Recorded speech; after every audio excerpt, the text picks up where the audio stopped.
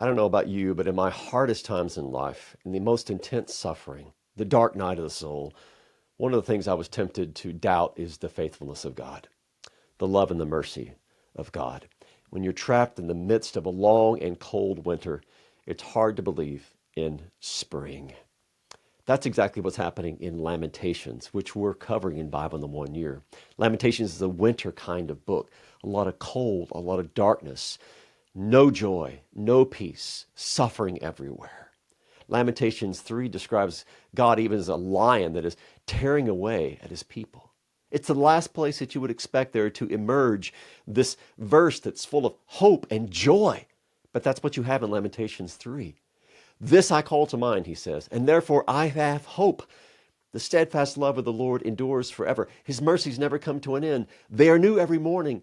Great is your faithfulness. It's the last thing that you would expect to hear, and it's exactly what we need to hear in our most trying of times. God is faithful, always faithful.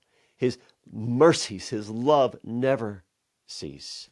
And these words lift our eyes from our wounds to the wounds of our crucified God, who hangs there on the cross, bleeding and dying because he is faithful, because he does love us. And it's in Christ that our hope is restored.